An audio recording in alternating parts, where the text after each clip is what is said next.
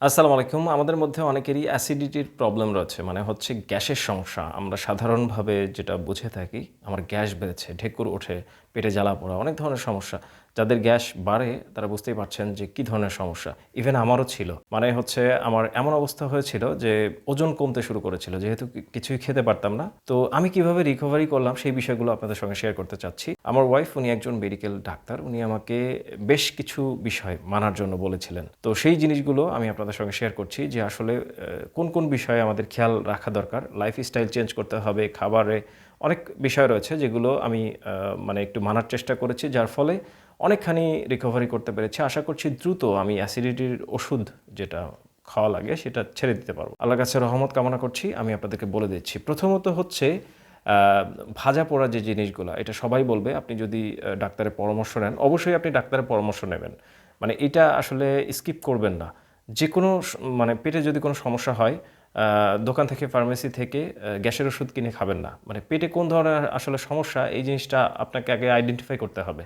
আপনাকে অবশ্যই একজন ডাক্তারের পরামর্শ নিতে হবে। আর এই ভিডিওতে যে টিপসগুলো শেয়ার করছি, এই টিপসগুলো আসলে ঘরোয়া বিষয়। মানে আপনি লাইফস্টাইল চেঞ্জ করবেন, এই জিনিসগুলোর মাধ্যমে অনেক সমস্যার সমাধান হয়ে যাবে। আপনি ফুটপাত থেকে, বাইরের যে সমস্ত লাল মরিচের যে সমস্ত খাবারগুলা, সেগুলা, তারপরে হচ্ছে ফ্রাই করা যে সমস্ত খাবারগুলো, ভাজা পোড়া, এই জিনিসগুলোকে সবসময় স্কিপ করবেন, অ্যাভয়েড করার চেষ্টা করবেন। সেকেন্ড হচ্ছে ওভার ইটিং, মানে বেশি খাওয়া।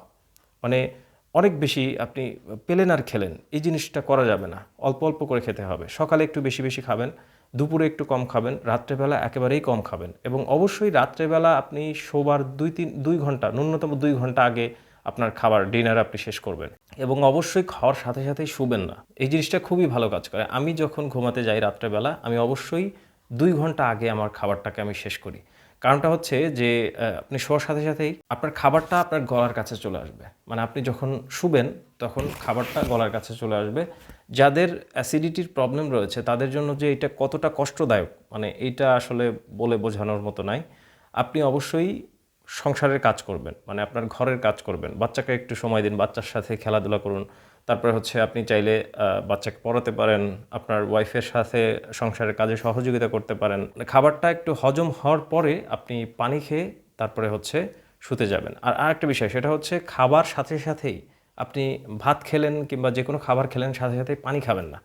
পানিটা আপনি অন্য সময় খাবেন, অল্প করে ২০০ ml ১০০ ml করে পানি আপনি যেকোনো সময় খাবেন। কিন্তু আপনি খাবার সাথেই পানি খাবেন না। খাবারটা ভেসে উঠবে, বদহজম হবে আরকি। আরেকটা বিষয় হচ্ছে অবশ্যই আপনি একটু ব্যায়াম-ট্যায়াম করার চেষ্টা করবেন। একটু হাঁটাহাঁটি, একটু আ মানে যদি আপনার ওয়েট ওঠানোর অভিজ্ঞতা থাকে, মানে জিম করার অভিজ্ঞতা থাকে তাহলে করতে পারেন। আর আরেকটা বিষয় হচ্ছে যে আপনি অবশ্যই আইডেন্টিফাই করবেন যে আসলে আপনার কোনটাতে সমস্যা। মানে আপনার পেটে আসলে কি হয়েছে? কোন কারণে আপনার এটা হচ্ছে? এখন কারণটাকে যদি আপনি আইডেন্টিফাই না করতে পারেন, আপনি ফার্মেসি থেকে আপনি যেকোনো একটা গ্যাসের ওষুধ কিনে খাচ্ছেন, রেগুলার খাচ্ছেন। তো এই জিনিসটা আসলে করা যাবে না। আপনি যত বেশি ওষুধ খাবেন, আমি বললাম আপনার সমস্যাটার আসলে সমাধান হবে না। এটা হচ্ছে লাইফ টাইম মানে সমাধান তো না। মানে গ্যাসের ওষুধ আপনি যখন খাচ্ছেন তখন সাময়িক সময়ের জন্য আপনার ভালো লাগবে। কিন্তু পরবর্তীতে আপনি আবার এই সমস্যাটায় পড়বেন, ভুগবেন। গ্যাসের ওষুধ খেলে আসলে সমস্যা হয়। মানে আপনার পেটের যে সমস্যাটা এটাকে জমা করে রাখা। এই গ্যাসের ওষুধ আপনি যখন খাচ্ছেন পেটের সমস্যাটা জমা করে রাখছেন আপনি। মানে গ্যাসের ওষুধ আসলে বুঝতে দেয় না আপনার পেটে কি সমস্যা হচ্ছে। হঠাৎ করে একদিন বড় একটা সমস্যা হয়ে যায়। আর কোন খাবারে আসলে অ্যাসিডিটি বাড়ে, এই জিনিসটা আপনি আগে আইডেন্টিফাই করবেন যে আমার এই খাবার খেলে আমার অ্যাসিডিটি বাড়ে। সেই জিনিসগুলো খাবেন না। প্রচুর পরিমাণে খাওয়া-দাওয়া, যেটা আগে বললাম, এটা করা যাবে না। মাংস জাতীয় খাবার, এই জিনিসগুলো একটু এভয়েড করার চেষ্টা করবেন। মাংস একটু কম খাবেন। আপনি খাবেন হচ্ছে শাকসবজি, এই জিনিসগুলো একটু বেশি খাওয়ার চেষ্টা করবেন। আসলে যে জিনিসগুলো খুব স্বাদের আমরা সেই জিনিসগুলাই খেতে পছন্দ করি।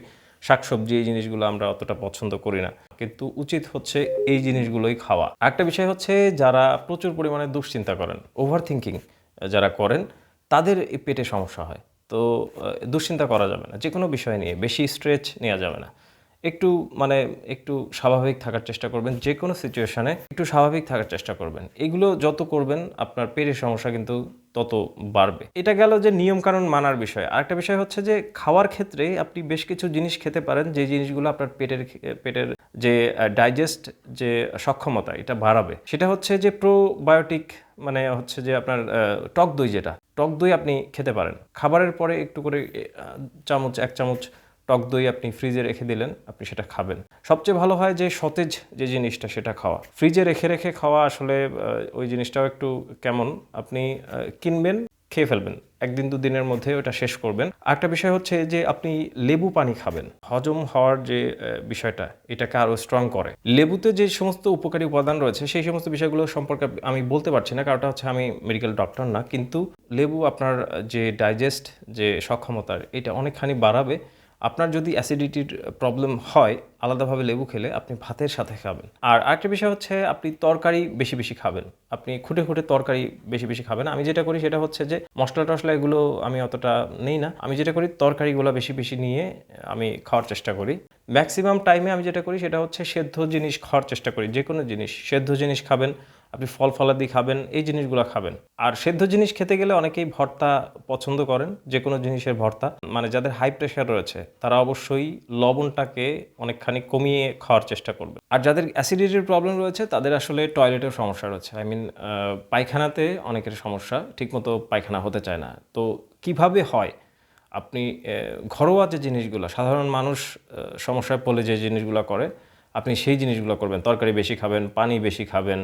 তারপরে হচ্ছে আপনি ইসুপগুলের ভুসি, যেটা হ্যাঁ আমাদের গ্রাম বাংলায় যে কোনো জায়গায় এটা হলে আমরা অনেকেই খাই। আপনি এটা মানে এটাতে ফাইবার রয়েছে যেহেতু, তো ফাইবার জাতীয় খাবার, আঁশযুক্ত যে সমস্ত খাবারগুলো এগুলো আপনি বেশি বেশি খাবেন। দেখবেন যে আপনার এই পেটের মানে টয়লেটের যে মানে সমস্যাগুলো, এই সমস্যাগুলো অনেকখানি আপনি রিকভারি করতে পারবেন। আপনার টয়লেট যদি ঠিকমতো হতে থাকে আস্তে আস্তে আস্তে আস্তে।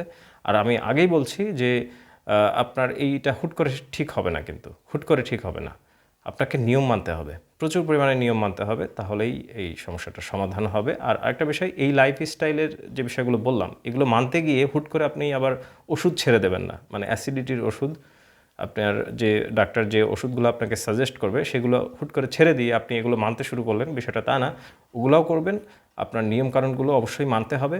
আপনি যদি এগুলোর একটা কম্বিনেশন ভালো মতো করেন, মানে তৈরি করতে পারেন, তাহলেই আপনার সমস্যাটার সমাধান হবে। সবাই ভালো থাকুন। আসসালামু আলাইকুম।